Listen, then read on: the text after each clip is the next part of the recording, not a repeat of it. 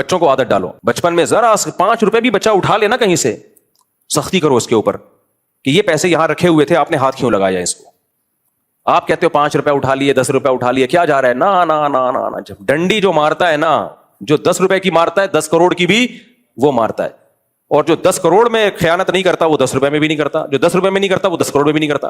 دیکھو جو مسجد سے چپل چوری کرتا ہے, اس نے چپل اس لیے چوری کی ہے کہ اس کے ہاتھ میں آئی چپل ہے. اگر وہاں گولڈ کے بلاک پڑے ہوئے ہوتے تو وہ چپل اٹھاتا یا سونا اٹھاتا؟ بولتے کیوں نہیں, وہ سونا اٹھاتا. تبھی اسلام میں چور کا ہاتھ کاٹنے کا حکم ہے. لوگ کہتے ہیں یہ کیا بات ہے یار, 15-20 ہزار روپے چوری کی, ہاتھ کاٹ دو. بھائی 15-20 جو چوری کرتا ہے وہ 15 کروڑ بھی کرے گا, 15 ارب بھی کرے گا. چوری ہونے میں دونوں برابر ہیں. ہاں یہ ہے کہ زیادہ کہ میں سوسائٹی میں برا اثر پڑے گا, کم چوری میں کم اثر پڑے گا, لیکن چور کی صحت پہ اس سے کوئی اثر نہیں پڑتا. یہ تو جس کی چوری ہو رہی ہے اس کے مسائل ہیں کہ زیادہ پیسے چوری ہو یا کم پیسے. چور کو تو جہاں موقع ملے گا وہ ہاتھ صاف کرے گا. تو بچوں کو 5 روپے دائیں بائیں کر دیے, 10 روپے دائیں بائیں کر دیے, نا نا نا. بعض لوگ کیا کہتے ہیں, بچوں کو پیسے دیے جاؤ, یہ چیز لے آؤ, یہ لے آؤ, پھر ان سے حساب نہیں لیتے.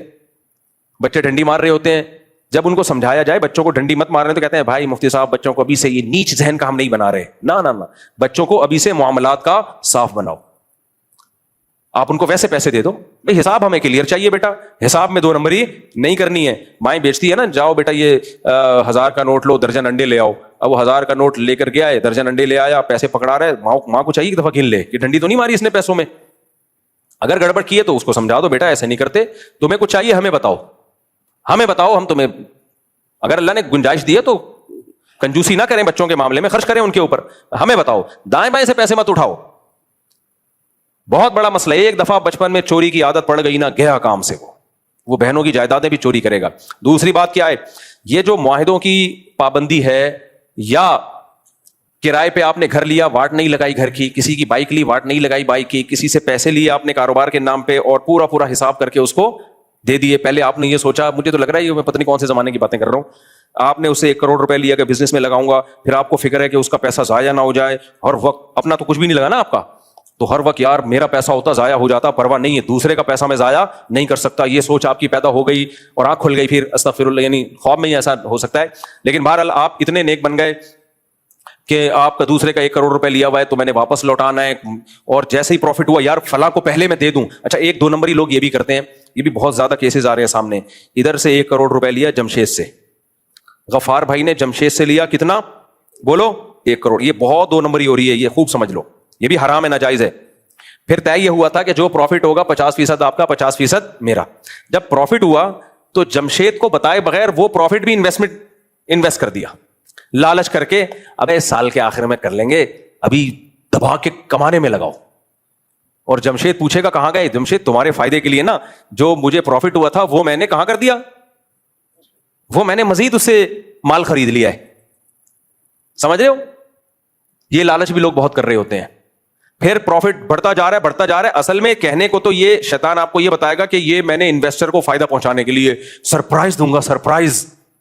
وہ کہے گا سال کے بعد اتنا کیسے, تو آپ کہو گے اصل میں تیرے بھائی تجھے بتا دیتا نا, تو کرنے نہیں دیتا, میں نے تجھے بتائے بغیر جو پروفٹ ہو رہا تھا وہ مزید میں انویسٹ کرتا چلا گیا ہوں, تاکہ جب سال کے اینڈ میں تجھے ملے نا تو تو بولے یار بزنس اس کو بولتے ہیں. کیونکہ 1 کروڑ پہ ظاہر ہے کم ہوگا, 1.5 کروڑ پہ زیادہ ہوگا, تو سارا میں نے ادھر ہی لگا تھا کہ کاروبار اسٹیبل ہو. کاروبار کی ایسی کی تیسی. آپ کا جو اس سے ایگریمنٹ ہوا ہے 1 کروڑ دیے تو 1 روپے بھی آپ اضافی اس کی پرمیشن کے بغیر, اس کو بتائے بغیر آپ کاروبار میں مزید انویسٹ بولو نہیں کر سکتے. زیادہ فنڈر بننے کی آپ کو ضرورت, یہ ساری فنڈر گیری ہے. باہر ملکوں میں کوئی ایک فنڈر گیری نہیں ہے, گورے کے ساتھ نہیں کر سکتے, وہ چماٹ مارے گا رکھ کے, بولے تو میرا باپ ہے یہ میرے کو مشورے دے رہا ہے. 1 کروڑ جب دیے تھے کمپنی کو یا کسی کو انویسٹمنٹ کے لیے, تو 1 کروڑ کا جو پروفٹ ہوگا مجھے اس کے حساب دے. یہ 2 نمبریاں وہاں نہیں ہوتی ہیں, ساری یہاں ہوتی ہیں. یہاں آ جائے گا ایکچولی اصل میں جو مجھے پروفٹ ہو رہا تھا نا, میں چاہ رہا تھا تیرا کاروبار حالات آج کا خراب ہے, مجھے ایکسپیرینس ہے, تو میں چاہ رہا تھا میں تجھے اسی وقت پروفٹ دینا شروع کر دوں, تو بولے گا یار یہ کیا ہو رہا ہے یار. تو میں نے کہا تیرا جو پروفٹ آتا رہا وہ بھی میں لگاتا رہا تاکہ کاروبار کیا ہو, وہ مضبوط ہو جائے. ورنہ یہ جو ابھی تھوڑا سا فائدہ ہم دونوں کھا لیتے سے گولے گنڈے آ جاتے, کیا خیال ہے 2-4 گٹکے آ جاتے, یہ پروفٹ نہیں تھا. اس لیے تیرے بھائی نے بولا یار مجھے شرم آ رہی تھی اتنا تھوڑا سا پروفٹ دیتے ہوئے, میں نے وہ بھی کاروبار میں لگا دیا. اس کے بعد وہ ڈبو دیتا ہے ساری رقمیں. ایسے کیسز بہت آتے ہیں کہ جس نے 1 کروڑ روپے دیے تھے نا, وہ آیا کہ 10 سال سے میرے پاس آتے ہیں یہ کیس. یہ ہوائی باتیں نہیں ہیں, یہ وہی چیزیں جو سوسائٹی میں ہو رہی, اور یہ داڑھیوں والے کر رہے ہیں, وہ لوگ کر رہے ہیں جو نیک ہیں, حاجی, ڈرگس, جتنے بڑے بڑے اسمگلر مجھے ملے ہیں نا, حاجی فلان, حاجی فلان, حاجی فلان, اسمگلر بھی نشے کے, چاول کے اسمگلر کی بات نہیں کر رہا, ڈرگس کے اسمگلر. ایسے ماشاء اللہ ایسا نورانی چہرہ ان کا, کاٹن کلف سفید. تو ایک اسمگلر ملا نا, میں نے اس سے پوچھا کہ, اس نے کہا کہ یار میں تو نشے وہ جو ڈرگس وغیرہ ہے, چرس وغیرہ, اس کا اسمگلر ہوں. تو کہہ رہے دنیا میں, انڈیا پاکستان میں اتنے بڑے بڑے اسمگلر. میں نے کہا نام بتاؤ. کہہ رہے حاجی فلان, پھر حاجی فلان, میں نام تو نہیں بتاؤں گا نا, اوپر میرے کو اٹھوا لیں گے حاجی. ابے میں نے کہا کوئی ایک عمرے والا دکھا دے, سارے حاجی یار, حاجی سے کم کوئی ہے ہی نہیں. تو یہ بھی ایک سوسائٹی میں ہو رہا ہے کہ آپ اس کو پروفٹ تھوڑا ہے دیتے ہوئے آپ کو شرم آ رہی ہے. شرم نہیں آ رہی ہوتی, آپ کے دل میں لالچ ہوتی ہے کہ یار ابھی کاروبار چلنا شروع ہوا ہے, ابھی بلا کے پکڑا دیا تو کیا ہوگا, اس کی پرمیشن کے بغیر لگاتے رہو لگاتے رہو. اپنے تھوڑی لگ رہے ہیں, اس کے لگ رہے ہیں نا, لگا دو. 2-4 سال کے بعد پھر کیا ہوتا ہے یار, تباہ ہو گیا, ہائے ہائے برباد ہو گیا. ابھی ایک کیس میرے پاس ایسے ہی چل رہا ہے. میں نے کہا بھائی جس نے کام کیا ہے نا, پیسے لیے, میں نے کہا سارا تیرے ذمے ہے. کہہ رہے میرے ذمے کیوں ہے, میں نے تو وہ پیسہ بزنس میں لگایا. میں نے کہا آپ نے اس کی پرمیشن کے بغیر لگایا کیوں؟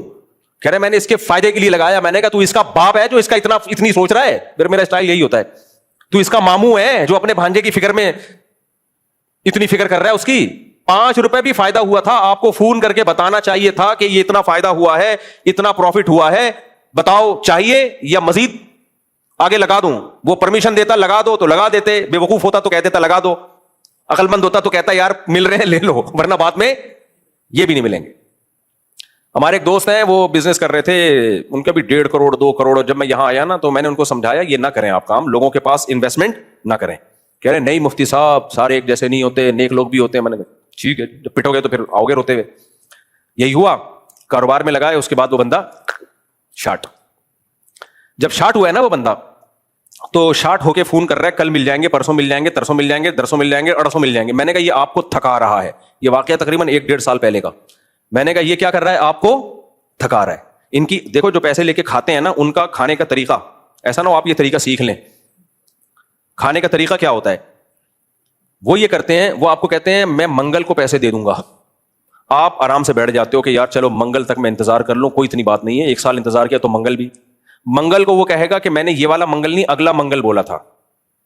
اب 1 ہفتہ گزر گیا نا, پہلے ہی اگر اگلا منگل بولتا آپ ٹینشن میں آتے, تو وہ کہے گا اگلا منگل بولا تھا میں نے. اچھا چلو یہ آدمی 1 ہفتہ اور, پھر وہ کہتا ہے اصل میں ایکچولی ہوا یہ ہے کہ جس سے میں نے لینے تھے وہ اس کو تھوڑا سا کہیں دیر ہو گئی, ٹریفک میں پھنس گیا تھا, تو وہ واپس چلا گیا. اس نے بولا ہفتے کو آ جانا. یہ جو ڈیلے کر رہے ہوتے ہیں نا, ایسے لوگوں کو میں کہتا ہوں کہ یہ جو اگلا منگل کہہ رہا ہے آپ اس کی باتوں میں مت آؤ. اگر آپ کے پاس کوئی غنڈے بدماش ہیں, کوئی پولیس والوں سے رابطہ ہے, ابھی چھاپا پڑوا کے اس بندے کو اٹھا کے الٹا لٹکا کے دونوں تشریفوں پہ جس ٹائپ کے نشانات بنانا چاہو وہ آپ جانو, پولیس والے جانے. ٹوٹل 2 تشریفیں ہیں آپ کے پاس, اس کے علاوہ کوئی آپشن بولو نہیں ہے. جو ہوگا انہی تشریفوں سے ہی کام لے سکتے ہو آپ, یعنی چترول لگا کے. بہت ساری تشریفیں ہوتی ہیں, آپ کہتے ہیں چلو یار یہ 2 تشریفیں بھاگ گئی تو جو اور بھی تو ہے نا اس پیئر میں, یہ 2 ہی ٹوٹل تشریفیں ہیں. کیونکہ تشریف کے علاوہ کہیں اور لگاؤ گے تو ہڈی بڈی ٹوٹنے کا خطرہ ہوتا ہے, الٹا آپ پہ کیس بن جائے گا. اس لیے میں تشریفوں کا حوالہ دے رہا ہوں کہ پیسے نکلوانے کے لیے تشریفوں پہ چترول لگانے کے علاوہ آپ کے پاس کوئی آپشن بھائی اور کہاں مارو گے, گھٹنا توڑو گے کیا, اس کا سر پھوڑو گے, نشان پڑ جائے گا. اس لیے جو ایجنسی کے لوگ ہوتے ہیں نا, جب وہ پکڑتے ہیں دہشت گردوں کو, تو وہ بھی فوکس تشریف کو کرتے ہیں. فوکس کس کو کرتے ہیں؟ کیونکہ اس پہ پتہ ہی نہیں چلتا, اور اگر نشان پڑ بھی جائے دکھائے گا کس کو؟ کیا کیس کرے گا کورٹ میں جا کے کہ مجھے اتنا مارا ہے میری تشریف پہ نشان؟ جج کہے گا دکھا بھائی, جج صاحب کچھ اور دیکھ لو. اس لیے جتنے دہشت گرد ہوتے ہیں, پولیس والے ہوتے ہیں, یا یہ جو پولیس والوں کی انٹیلیجنس ہے, CIA والے ہوتے ہیں, ISI والے ہوتے ہیں, یہ سب فوکس کس کو کرتے ہیں؟ تشریف کو.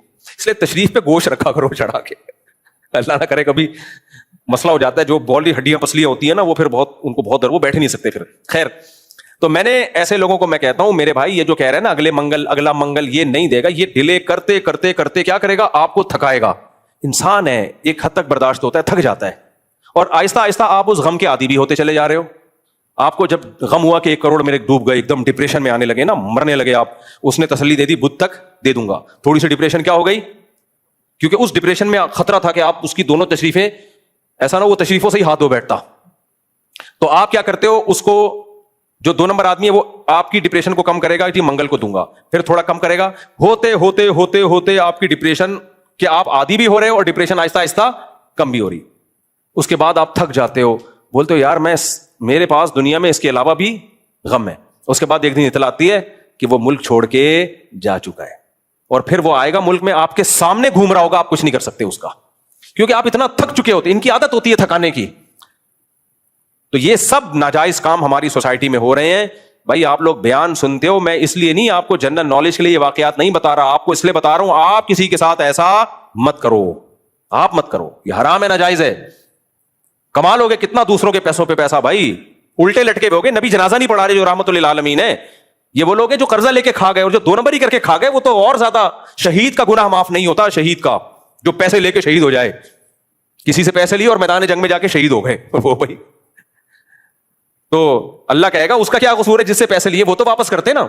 हमारे नबी सल्लल्लाहु अलैहि वसल्लम मक्का से मदीना हिजरत कर रहे हैं, जानी दुश्मन है मक्का वाले, कत्ल करने के लिए आपके घर का मुहासरा किया हुआ है, और आप अमानतें सैयदना अली के हवाले करके जा रहे हैं कि इनकी अमानतें इनको सुपुर्द कर देना।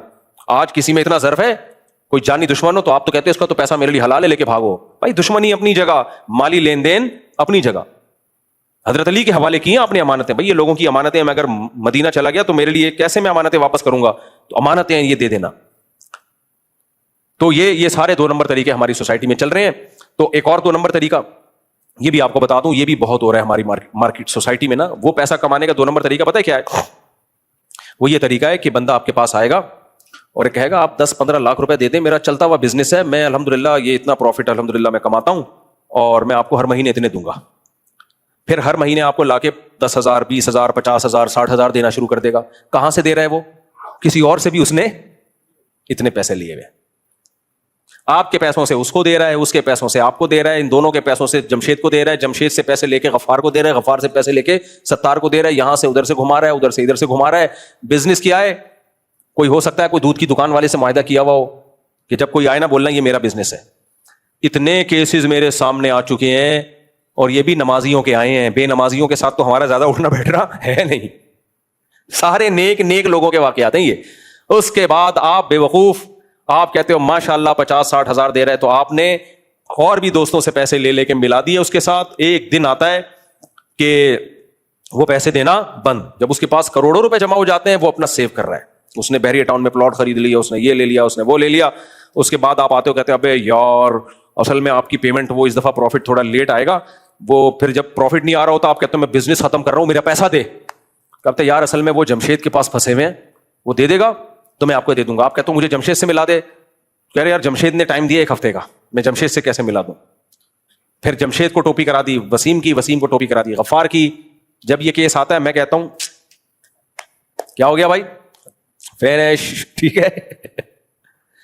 फिर मैं तशरीफों का मशवरा देता हूं कि इस बंदे को उठाओ और इसको पकड़ो, पुलिस वालों से राब्ता करके फोकस सिर्फ तशरीफों को करो। इसकी किसको फोकस करो? तशरीफों। ये 2 तशरीफें हैं, वेट 4 के बराबर होना चाहिए इनका, इतना सुझाओ इनको, और बोल अभी तू निकालेगा पैसे। लोग कहते हैं ये तो कह रहे मेरे पास है नहीं। ओ भाई इतना बड़ा गेम इसलिए थोड़ी खेला था इसने कि पैसे है नहीं है, बता नहीं रहा। जब चित्रौल लगते हैं अच्छे अच्छे भी पैसे निकालते हैं।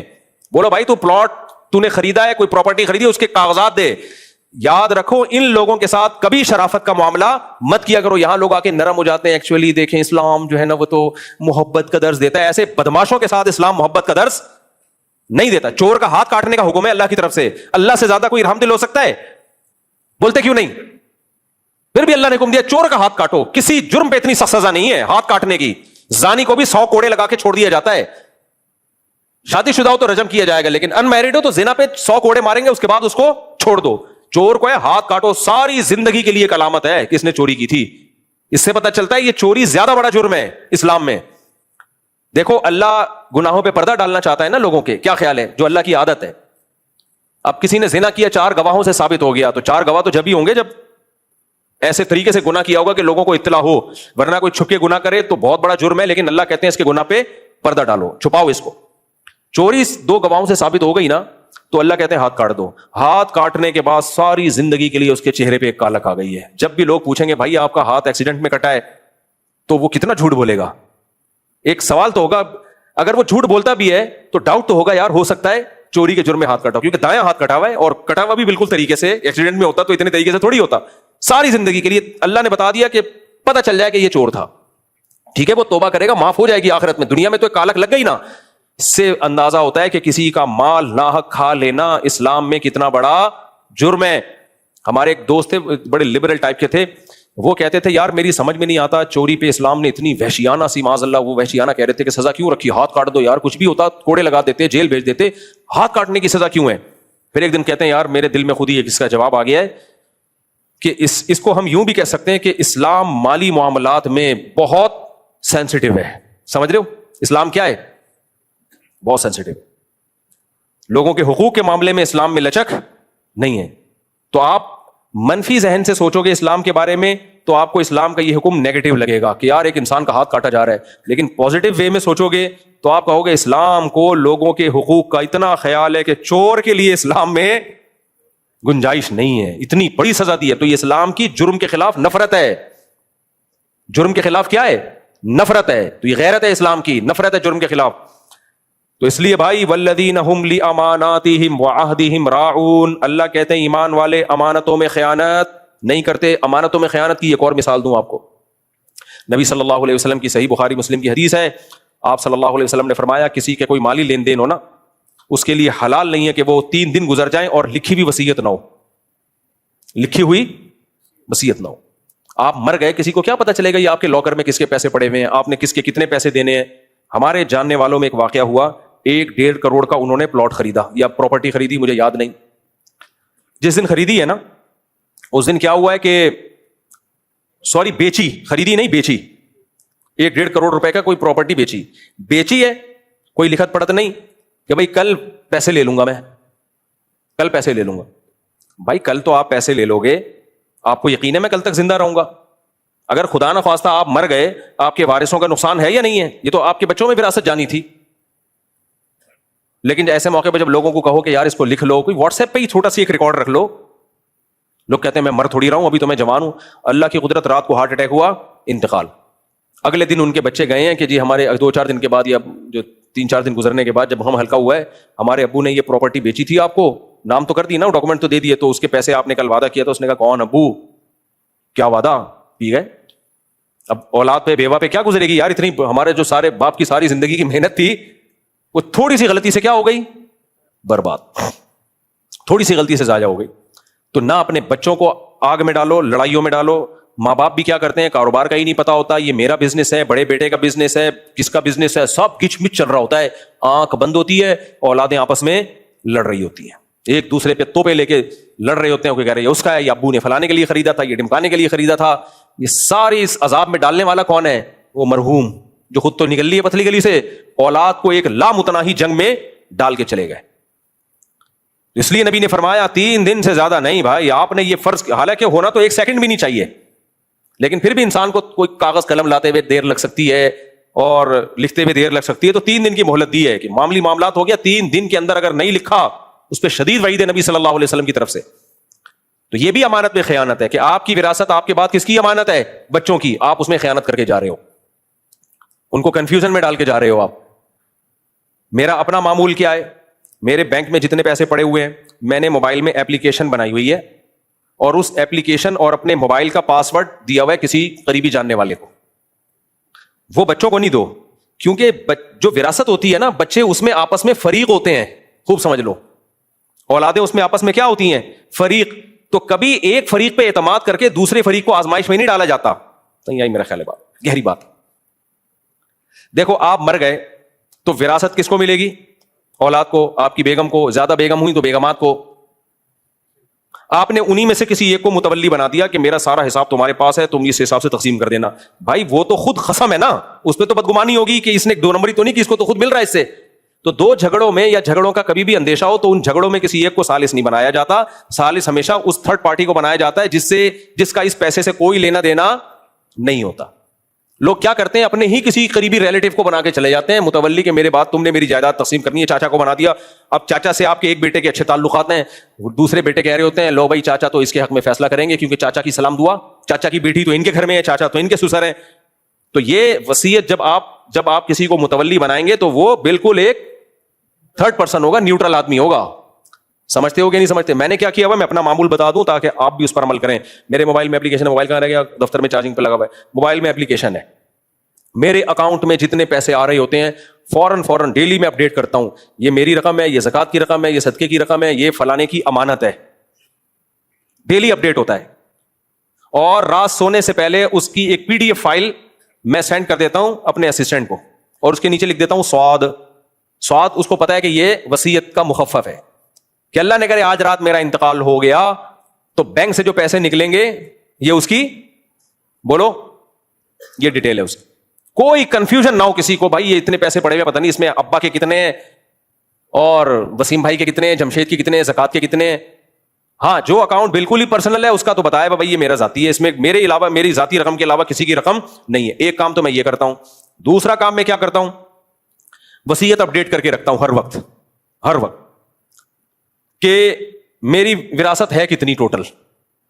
یہ پوری اپڈیٹنگ, میں نے کسی سے پیسے لینے ہیں تو فوراً اس میں ڈال دیتا ہوں فلاں کہ میرے اوپر اتنا ادھار ہے. وہ تو ایسا الحمدللہ کبھی مجھے نہیں یاد پڑتا زندگی میں کبھی ایسا ہوا ہو کہ میں نے کسی سے ادھار لیا ہو.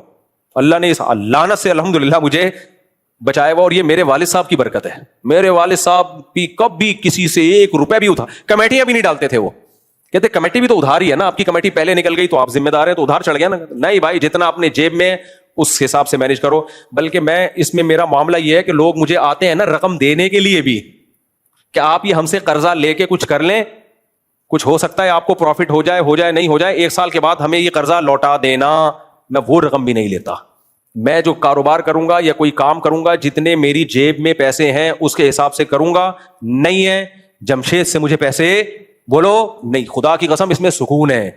ہوس مت کرو, یہ دنیا مسافر خانہ ہے, اس کو مسافر خانہ سمجھو. بعض لوگ یہ کر رہے ہوتے ہیں, یہ بھی بڑی فلم چل رہی ہے, کہانی چل رہی ہے آج کل, خاص طور پر یہ نیک لوگ زیادہ کر رہے ہوتے ہیں. وہ یہ ہوتے ہیں کہ آپ کے پاس آئیں گے کہ آپ میری طرف سے اتنا پیسہ لگا دیں اپنے کاروبار میں. اسٹائل دیکھ رہے ہو؟ میں آپ کو ایک کاروبار کا مثال کے طور پر, آپ کا نام کیا ہے بتا دینا, میں پورا زور سے بول دینا. ہے عبد الاحد, ہماری پرانی دوستی ہے ان سے. میں عبد الاحد کے پاس آیا, میں نے عبد الاحد سے بولا, عبد الاحد بھائی یہ بڑا بہترین بزنس ہے, آپ اس میں 50 لاکھ انویسٹ کرو گے, اتنا پروفٹ ہوگا. جیسے مثال کے طور پر 2-3 فلیٹ مل رہے ہیں, اور مجھے یقین ہے کہ یہ 2-3 فلیٹ جو ہے نا یہ 1 سال میں ڈبل ہو جائیں گے. بعض ایسے پروجیکٹ ہوتے ہیں جس میں انسان کو تقریباً یقین ہوتا ہے کہ یار یہ چلتی ہوئی آبادی ہے, اور ابھی فلیٹ خریدے اگلے سال کیا ہو جائیں گے, بولو ڈبل. میں آیا, عبد الاحد بھائی ایک میری طرف سے خرید لیں اور ایک اپنی طرف سے.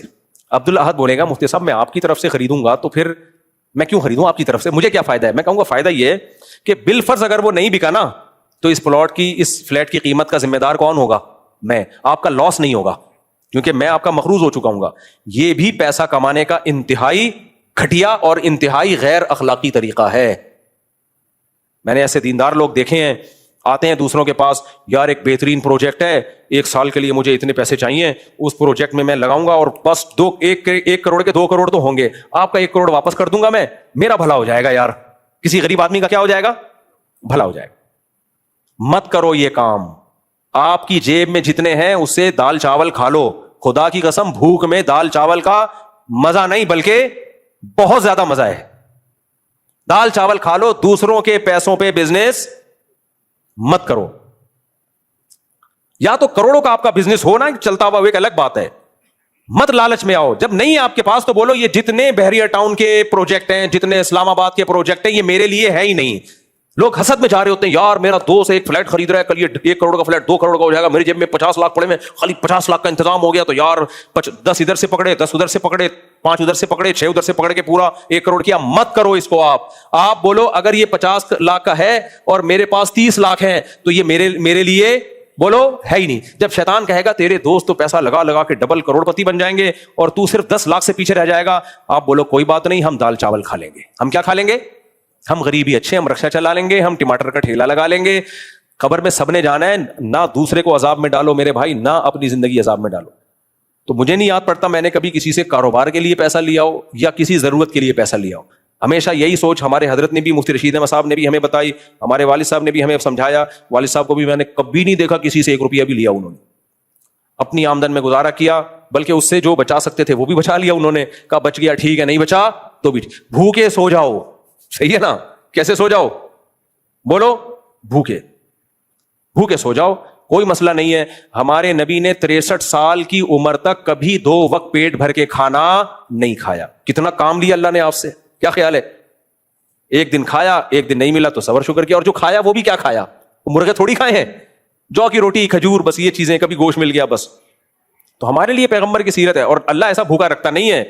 جب آپ لوگوں سے لالچ نہیں رکھتے, اللہ بھی چھپڑ پھاڑ کے روزی دیتا ہے. پھر اللہ بھی دیتا ہے, ہمارے نبی کو بھی دی, لیکن ہمارے نبی نے خود اپنے لیے غربت کو اختیار کیا ہے کسی مسئلہ سے. تو جیبوں پہ نظر نہ رکھو کہ جی میرے پاس اتنے پیسے ہیں تو میں یہ کر دوں گا, تو میں نہ, جتنے ہیں اس سے کرو جو کرنا ہے. کسی سے لینے دینے کی کوشش نہ کرو. بھوک سے مر رہا ہو تو مانگتا ہوا اچھا لگتا ہے. خدا نہ خواستہ مر رہا ہے نا, پیٹ کمر سے لگ گیا اور آخری سانسیں چل رہی ہیں, پھر کسی سے مانگنے میں حرج نہیں ہے کہ بھائی 2 نوالے مجھے دے دے, جب ٹھیک ہو جاؤں گا نا تو انشاءاللہ. دیکھو شریعت نے کیا حکم دیا ہے. شریعت نے کہا ہے کہ کسی کا مال چوری کرنا جائز, بولو نہیں. آپ ہوٹل سے روٹی چوری کر سکتے ہو, بولو نا نہیں. لیکن اگر بھوک نے اتنا ستا لیا کہ آپ کا مرنے کا خطرہ ہے آپ کو, تو پھر آپ کے لیے شریعت نے ہوٹل سے روٹی چوری کرنے کو بھی جائز قرار دیا ہے. لیکن کیسے؟ اس نیت کے ساتھ کہ جب پیسے ہوں گے روٹی کی قیمت اس کو واپس کروں گا میں. یعنی وہاں بھی حلال نہیں کیا ہے کہ کھا جاؤ بس. اس نیت سے آپ 2 روٹی اٹھا سکتے ہو, یار ابھی تو مر رہا ہوں, یہ ہوٹل والا کنجوس کھلا نہیں رہا, تو جان بچانا سب سے پہلے فرض ہے. لیکن اس میں بھی آپ کو یہ نیت کرنی پڑے گی کہ میں اسٹرگل کر کے پیسے کماؤں گا, اور جتنے پراٹھے یہاں سے میں نے اٹھائے ہیں, جتنے لقمے میں نے کھائے ہیں, یہ پیسے میں ہوٹل والے کو دوں گا. تو وہ اتنی شدید بھوک میں بھی آپ کو اس کا پیسہ ضائع کرنے کی اجازت نہیں ہے. تو میرے بھائی بحریہ ٹاؤن کی پروجیکٹ کے نام پہ, اسلام آباد کے پروجیکٹ کے نام پہ لوگوں کا پیسہ لے کے لگا کے کھا پی کے ڈکار مار کے بھاگ جانا, اس کی شریعت میں کہاں سے اجازت ہوگی؟